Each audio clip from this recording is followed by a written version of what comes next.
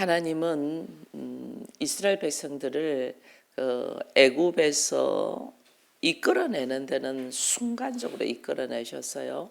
10가지 재앙으로 통해서 하나님은 순간적으로 이끌어내셨어요.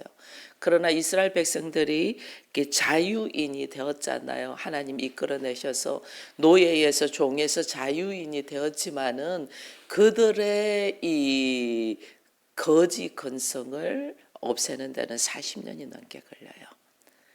하나님은 우리로 하여금 종에 붙들려 있는 데서 이끌어내는 데는 하나님이 단번에 이끌어내는데 우리 안에 가지고 있는 그 기질들을 없애는 데는 오래 걸린다는 거예요. 그래서 이 우리 안에 우리가 하나님의 자녀가 되었지만은 하나님의 자녀로서 그리스도의 성품, 아버지의 마음 을 가지고 살아가는 데는 우리에게 오랜 시간이 걸려요. 그래서 그것을 우리 하나님은 새롭게 하기 위하여 환난과 공고와 핍박과 아픔을 통하여 우리를 훈련한다고 이야기를 했습니다. 그렇게 훈련되어 있는 우리들을 오늘 이렇게 말해 끝으로 주 예수 안에서 너에게 구하고 건면하노니 이랬어요. 끝으로. 그래서 하나님이 너희를 이끌어내서 결론적으로 하나님이 뭘 하시기를 원하냐면 어떻게 행하면 하나님을 기쁘시게 할 수 있는가를 이랬어요. 우리가 하나님의 기쁨이 돼야 된다는 거죠. 하나님께서 우리를 종의 노예로 허덕이고 살고 있는 우리를 이끌어내어서 자유인이 되었으면 우리로 하여금 그 자유인이 된 사람으로 살아가는 데 있어서는 많은 시간이 걸리지만은 그 시간이 걸려서 하나님이 나를 완성시키는 모습은 하나님의 기쁨이 되기 위함이다. 하나님의 기쁨이 되기 위하여 우리도 주와 함께 내 안에 있는 주와 함께 이렇게 했거든요. 그래서 하나님의 기쁨이 되자 서울 기쁨의 교회잖아요. 하나님의 기쁨이 된 사람들이 살아가는 모습들이 어떤 모습이냐는 것을 이제 4장에서는 결론적으로 이야기를 해요. 그래서 하나님의 기쁨이 되기 위하여 우리는 더욱 힘쓰는 자가 돼야 된다. 물 좀 먹을게요. 목소리가 안 나오네.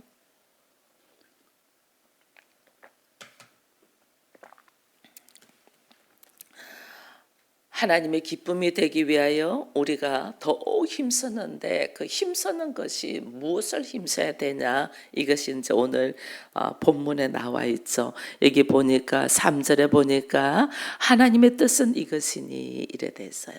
성경에 하나님의 뜻은 이것이니 이런데 하나님이 우리를 통하여 종에서 노예에서 그 고통에서 노임받고 주의 기쁨으로 자유인으로 살아가는 데 있어서 하나님의 뜻은 뭐냐? 너희의 거룩이다 이래요.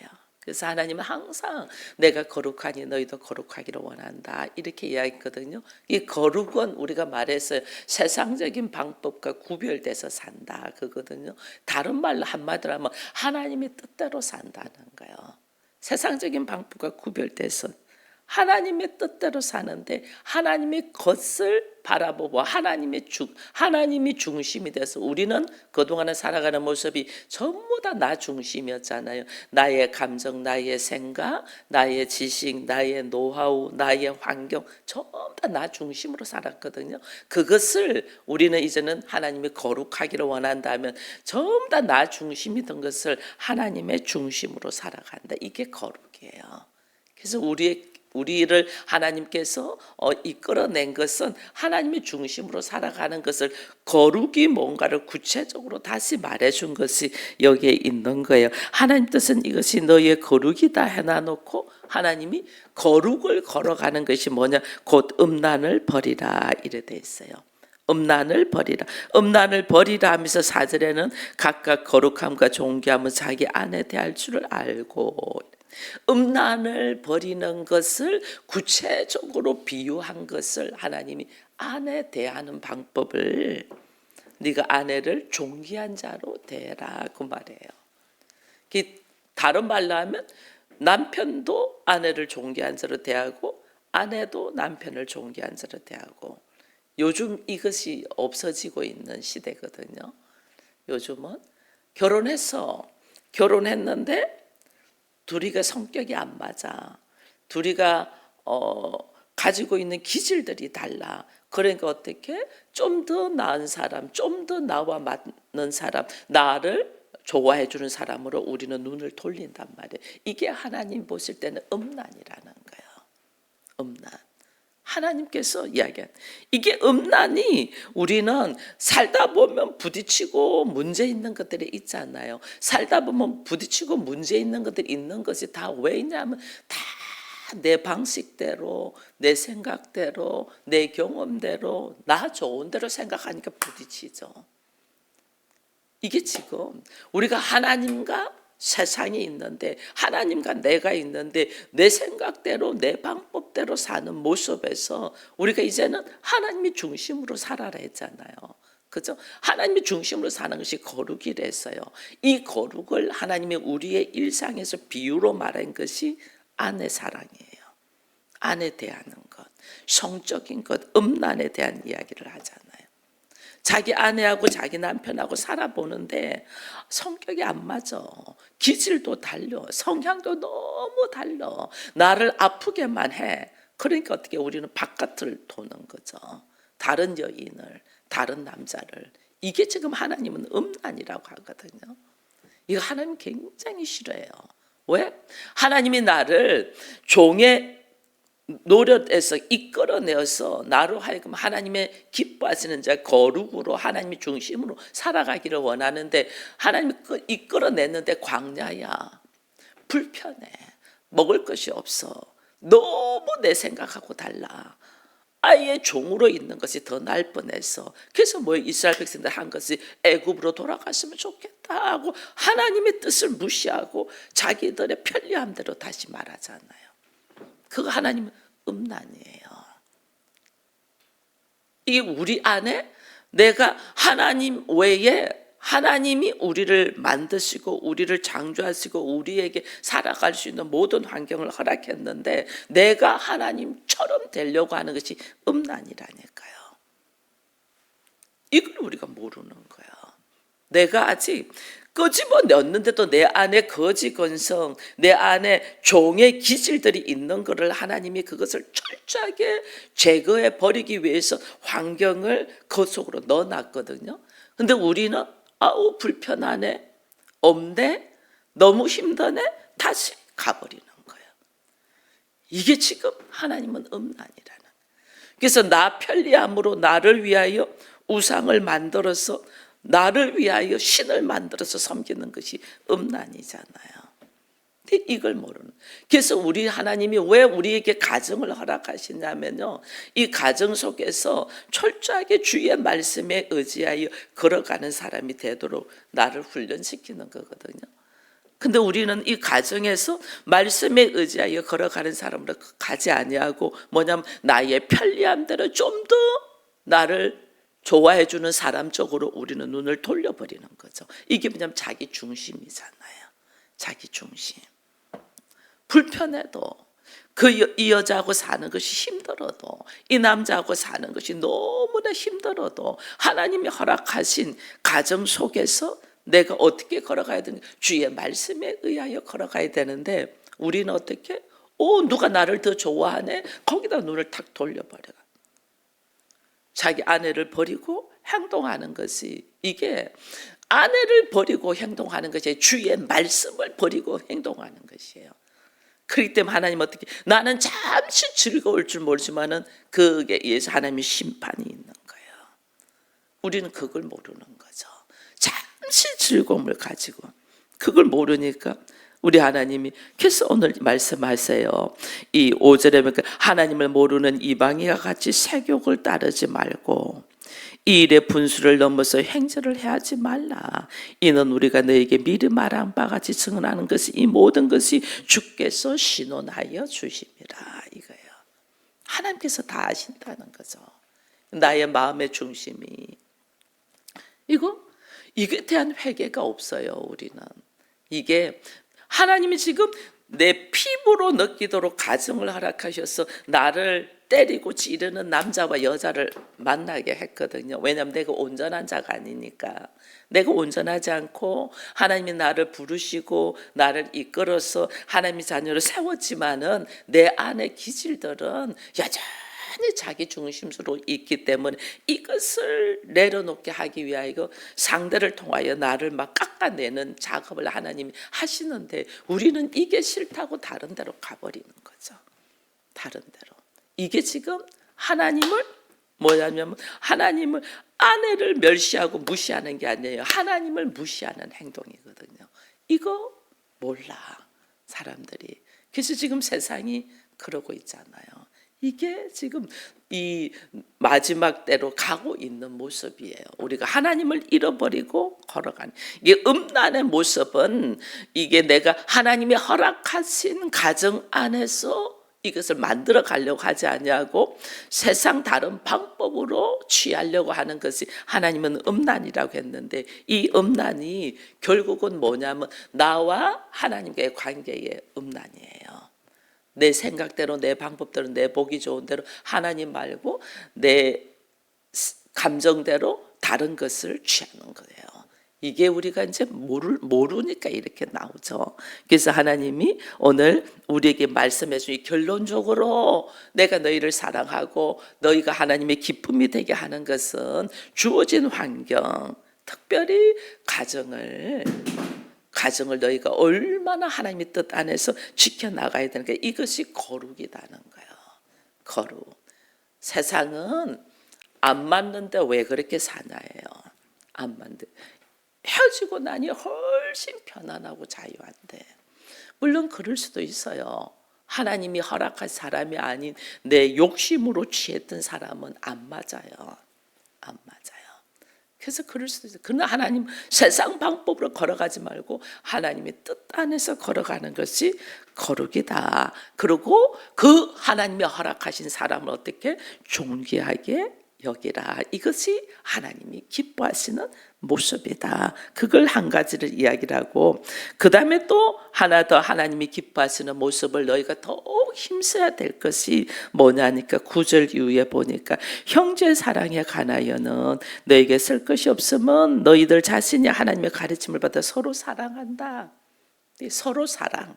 형제를 사랑하라 그 말이에요. 형제를 사랑하라. 근데 형제를 사랑하라는 말이 이렇게 구체적으로 형제를 사랑하는 것이 뭐냐? 이것을 이야기해 주고 있어요. 지금 하나님께서 하나님이 기뻐하시는 것은 너희의 거룩인데 이 거룩이 뭐냐? 그것을 아내를 존귀하게 여기라. 남편을 존귀하게 여기라. 이거 말하는 것과 같이 너희가 형제를 사랑하라 이랬거든요. 그 형제 사랑이 구체적으로 뭐냐? 이걸 지금 보여주는 것이 11절에 이렇게 이야기해요. 또 너희에게 명한 것 같이 조용히 자기 일을 하고 자기 손으로 일하기를 힘쓰라.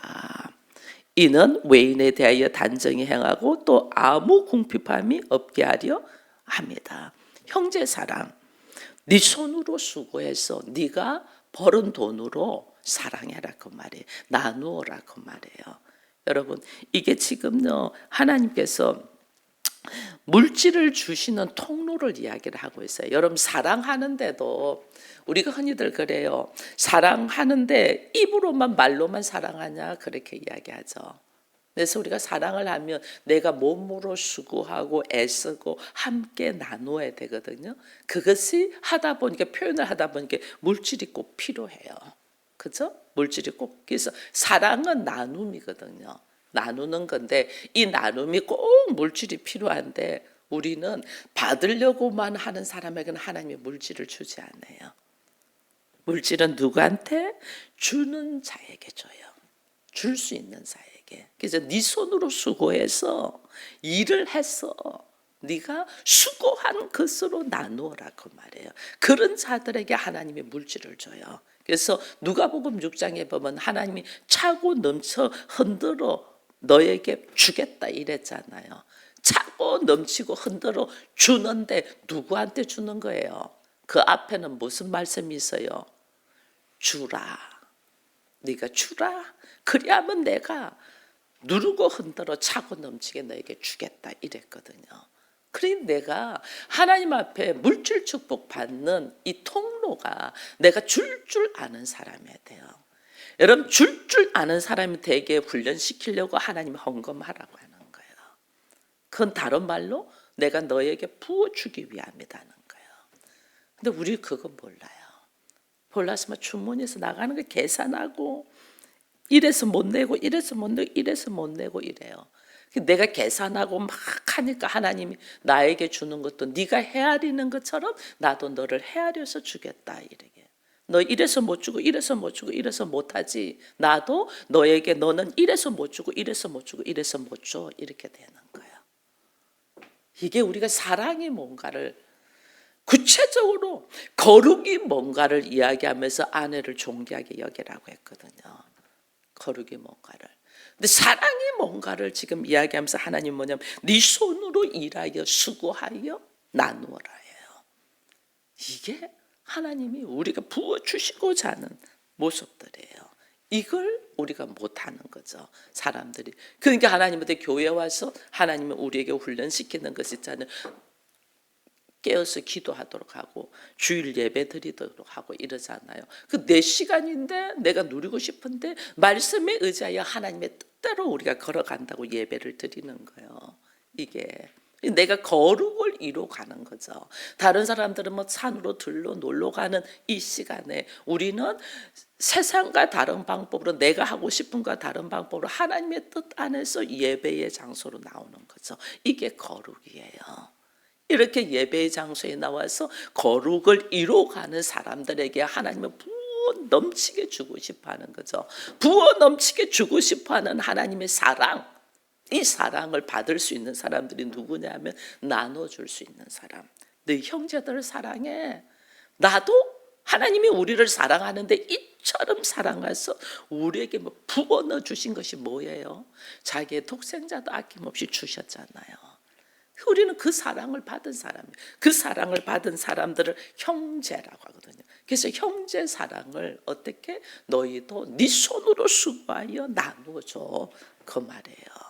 그런 사람들에게 하나님 어떻게 부어 넣어주겠다.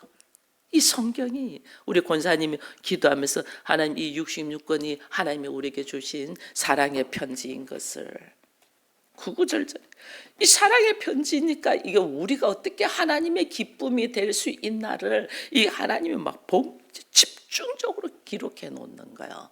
기록해 냈는데 오늘 데살로니가 4장에서는 하나님이 기뻐하신 것이 너희를 향한 거룩이야. 하나님이 기뻐한 것이 형제 사랑이야. 근데 우리는 이거 알아. 하나님 거룩과 형제 사랑 알아. 근데 그것을 구체적으로 비유해서 또 적어놓은 것이 데살로니가 전서 4장이에요. 거룩이 아내를 존귀하게, 남편을 존귀하게, 성적인 모습. 왜냐하면 인간의 이 성욕이 있잖아요. 이 성적인 모습을 다른 데 가서 자기 기분대로, 자기 감정대로, 자기 환경대로 하려고 하는 것이 음란이고 하나님 그것을 반드시 심판한다. 하나님 허락하신 범위 내에서 여기서 아름답게 만들어가는 것이 아내를 존귀하게 여기는 거야. 이걸 지금 이야기하고 있고 또 너희가 그렇게 사랑하고 싶어 하는데 그 사랑이 뭐냐? 네가 손으로 수고하여 애써서 수고하여 나눠주는 삶이야. 이거 지금 이야기하는 거예요. 근데 우리는 아주 막 거창하게 뭐 다른 아니에요. 하나님은 워낙 우리가 그게 대해서 말은 하는데 어떻게 하는가를 모르고 있으니까 지금 여기서 구체적으로 또 다시 이야기를 하죠. 그 다음에 13절에서는 또 한 가지 더 이야기를 합니다.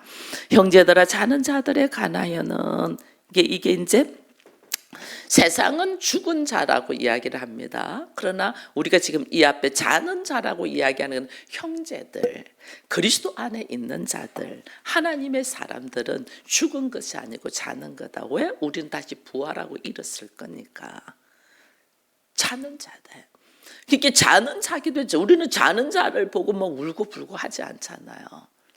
그래서 예수 믿는 사람들은 장례식도 이게 그냥 장례식 이렇게 안 하잖아요. 천국으로 보내는 환송식이라 이렇게 하잖아요. 그래서 막 찬양을 쫙 하는 거예요. 뭐 우는 게 아니에요. 그 믿지 않는 사람들이 우는 거예요. 믿는 사람들은 찬양으로 쫙 올리는 천국 환송을 하는 거죠. 가라고.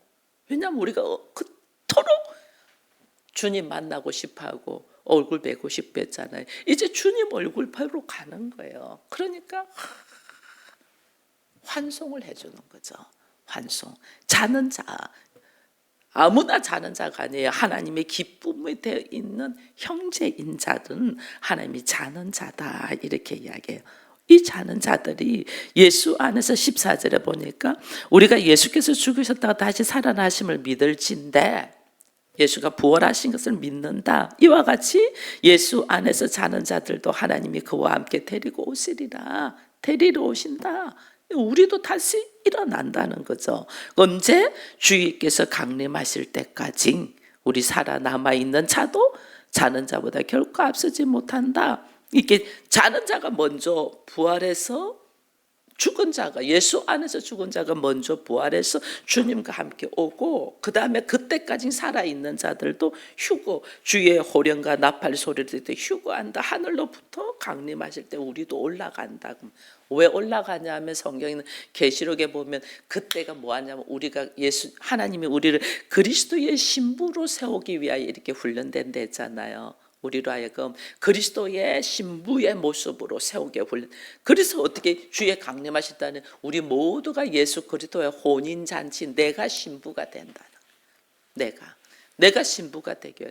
왜? 그동안에 육적인 남편을 통하여 육적인 아내를 통하여 신실하게 하나님의 뜻으로 살아가는 것이 훈련되어 있는 우리들을 이제는 예수와 함께 진짜 신랑 혼인잔치에 들어가게 되는 거죠. 이게 오늘 우리가 뭐예요? 소망이잖아요. 소망. 하나님, 내가 그리스도의 신부가 될 거예요. 지금의 육신의 남편은 나를 그리스도의 신부가 되게 하기 위한 나의 모난 모습을 깎아내는 이 과정에 있는 사람들이에요. 깎아내는. 그 나와 너무나 결이 다른 사람을 만나서 어떻게 하면 너무 결이 다르니까 나를 깎아낼 수 있잖아요. 그 사람하고 하나 되려고 보니까 이게 전부가 아니라는 거예요. 왜 이렇게 결이 다르고 성격이 다르고 성향이 다른 사람을 하나님이 만나게 했을까? 왜냐하면 우리들이 하나님은 나를 하나님의 자녀로 나를 세웠는데 우리 안에 있는 기질들이 하나님의 자녀로 안 살고 하나님 자녀는 주의 말씀에 의하여 하나님의 기쁨이 되는 자인데 우리가 그렇게 안 살고 여전히 내가 하나님처럼 되고 싶어하는 기질들이 있잖아요. 이 기질들을 조각해내는 과정이에요. 그래서 이 남자와 여자가 만나는 거예요. 너무나 다른 당신을 만나는 거예요. 그래서 나를 조각해내지. 상대를 보면서 내 모습을 보고 너무나 다르면서도 너무나 닮은 점이 있다니까. 그래서 상대를 보면서 나를 보고 저거는 내려놔야 돼. 이걸 보게 하는. 그래서 그 상대를 통하여 내가 조각되어 가서 걸작품이 되는. 나를 왜 걸작품으로 하나님 만드실까? 예수의 신부가 되게 하기 위하여. 예수 그리스도 그렇게 주의 강림하실 때 내가 주님이 강림하시기 전에 내가 죽는다면 주께서 강림하실 때 내가 죽은 자가 이 자는 자로서 먼저 일어나고 그 다음에 현재 주의 강림하실 때도 아직 살아있는 자들이 올라와서 다 뭐하냐면 주의 신부로서의 아름다운 신실한 신부로서 걸작품이 된 사람들이 뭐하냐면 혼인한단 말이에요. 혼인. 이것을 소망을 가지라. 그래서 지금의 남편은 하나님의 말씀 안에서 나를 어떻게 거룩으로 이끌어가는 하나님의 일하심이라는 걸 알고 여기서 우리가 어떻게 해야 돼요? 철저하게 나를 내려놓는 과정들이 있어야 돼요. 이것이 하나님 보시기에 거룩하다 이러는 거예요. 이게 세상 방법과 구별된 거예요. 세상 어떻게 안 맞으면 이혼해버리지. 근데 우리는 이 고통을 가지면 이 고통이 나를 조각해내는 이 쓸데없는 이 배설물과 같은 것을 벗어내 버리는 과정이다 딱 생각하면서 항상 기뻐하고 내가 범사에 감사하면서 이 과정들을 이겨내실 말씀과 성령의 역사가 있어야 되잖아요. 그래서 쉬지 않고 기도하면서 소망을 다 가지고 그리스도의 신부, 그리스도의 신실한 신부가 순결한 신부가 되기 위한 소망을 가지고 우리가 걸어가는 거예요. 그래서 데살로니가 전서 4장에는요.